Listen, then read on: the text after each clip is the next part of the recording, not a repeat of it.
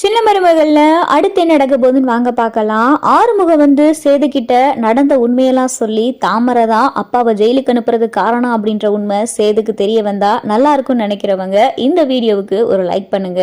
கொடைக்கானல இருந்து எல்லாரும் இங்க வீட்டுக்கு வந்துடுறாங்க.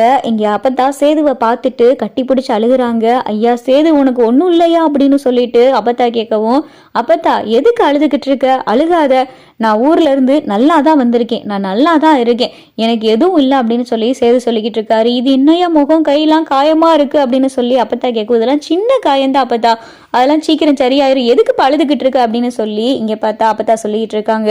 தமிழ் உனக்கு ஒன்றும் இல்லையே, நீ ஏண்டி காட்டுக்குள்ளெல்லாம் போன அப்படின்னு சொல்லி அப்பத்தா கேட்கவும், அப்பத்தா எனக்கு ஒன்றும் இல்லை அப்படின்னு சொல்லி இங்கே தமிழை சொல்லிக்கிட்டு இருக்காங்க. சரி, இம்புட்டு பெரிய கண்டத்துலேருந்து தப்பிச்சு வந்திருக்கீங்க, நில்லுங்க, முதல்ல ஆராத்தி எடுத்துட்டு அதுக்கப்புறம் வீட்டுக்குள்ளே போகலாம் அப்படின்னு சொல்லி இங்கே அப்பத்தா சொல்லிக்கிட்டு இருக்காங்க. பூரணி மலரு போயிட்டு ஆரத்தி கரைச்சி எடுத்து விடாங்கடி, என் பேரன் இம்புட்டு பெரிய கண்டத்துலேருந்து தப்பிச்சு வந்திருக்கான், முதல்ல ஆராத்தி எடுத்துட்டு அதுக்கப்புறம் வீட்டுக்குள்ளே வாங்க, போய் ஆரத்தி கரைச்சிட்டு வாங்கடி அப்படின்னு சொல்லி இங்கே அப்பத்தான் சொல்லவும் பூர்ணியும் மலரும் பார்த்தா ஆரத்தி கரைச்சி எடுத்துட்டு வராங்க. இங்கே சேதுக்கும் தமிழுக்கும் ஆரத்திலாம் சுற்றி வீட்டுக்குள்ளே கூட்டிகிட்டு போகிறாங்க. இங்கே வீட்டுக்குள்ளே வந்ததும் ராஜாங்க சொல்கிறாரு, சேது நீ ரொம்ப பெரிய கண்டத்திலிருந்து தப்பிச்சு வந்திருக்கியா அப்படின்னு சொல்லி ராஜாங்க சொல்லிக்கிட்டு இருக்காரு. அன்னைக்கு அந்த கோயில இருக்கிற சாமியார் கூட சொன்னாரு, நீ உசுருக்கு மேல நினைக்கிற உன் பிள்ளைக்கு மிகப்பெரிய கண்டம் இருக்கு அப்படின்னு சொன்னாரு. அதை கேட்டதுமே எனக்கு அந்த நிமிஷமே பாதி உயிர் நின்று போன மாதிரி இருந்துச்சு. அதுக்கடுத்து நீ காட்டுக்குள்ள போயிருக்க, காட்டுக்குள்ள காட்டு யானை இறங்கி இருக்கு அப்படின்னு சொல்லி அடுத்தடுத்து தகவல் வரவும் எனக்கு ரொம்ப பயமாயிருச்சியா.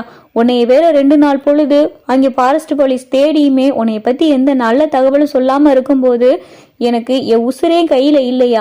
உன்னைய பார்த்ததுக்கு அப்புறம் தான் என் உசுரே எனக்கு திரும்பி வந்த மாதிரி இருக்கு அப்படின்னு சொல்லி ராஜாங்க கண்கலங்கி பேசும்போது இங்க அப்பத்தா கேட்குறாங்க, என்னையா ராசாங்க சொல்ற, சேதுக்கு சாமியாரு கண்ட இருக்குன்னு சொன்னாரா அப்படின்னு சொல்லி அப்பத்தா கேட்கவும், ஆமாத்தா, நீ ஒரு முருகன் கோயிலுக்கு போயிட்டு வர சொன்னேல, அந்த கோயில் வாசல்ல ஒரு சாமியார் இருந்தாரு. அவர் எப்பயுமே யாருக்கிட்டே அதிகமா பேச மாட்டாராம். ஆனா அன்னைக்கு அவர் என்கிட்ட இந்த மாதிரி சொன்னாரு. இதை கேட்டதுமே ரொம்ப அதிர்ச்சி ஆயிடுச்சாத்தா.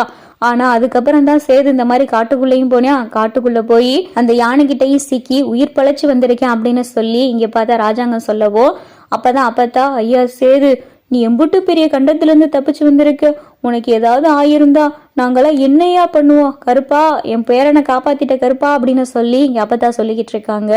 அப்புறம் எல்லாரும் பார்த்தா அவங்கவுங்க ரூமுக்கு போகவும் இங்க தமிழும் பார்த்தா பேக் எடுத்துட்டு வெளியே கிளம்பவும், தமிழ் நில்லுமா அப்படின்னு சொல்லி ராஜாங்க சொல்றாரு. என்னங்க மாமா அப்படின்னு சொல்லி தமிழ் கேட்டதும், நீ எங்கேம்மா பேக் எடுத்துட்டு போற அப்படின்னு சொல்லி ராஜாங்க கேட்டதும், இல்ல மாமா நான் இப்பயும் வெளியே தானே இருப்பேன், அதான் பேக் எடுத்துட்டு போறேன் அப்படின்னு சொல்லி தமிழ் சொன்னதும், அதெல்லாம் முன்னாடி வரை இருக்கட்டும், என்னைக்கு நீ என் பிள்ளைய காப்பாத்துறதுக்காண்டி ஓ உசுரையும் பெருசா நினைக்காம, ஓ வயிற்றுல வளர பிள்ளையும் பெருசா நினைக்காம 2 உசுரா இருந்த நீயே காட்டுக்குள்ள போயிருக்க, சேதுவையும் நல்லபடியா கூட்டிட்டு வந்திருக்க, நீ வேற வாயு வயிறுமா இருக்க, இந்த நேரத்துல அந்த கொட்டையெல்லாம் ஒன்றும் தங்க வேணாம், நீ போய் சேது ரூம்லயே தங்குமா அப்படின்னு சொல்லி ராஜாங்கமே சொல்லிடுறாரு.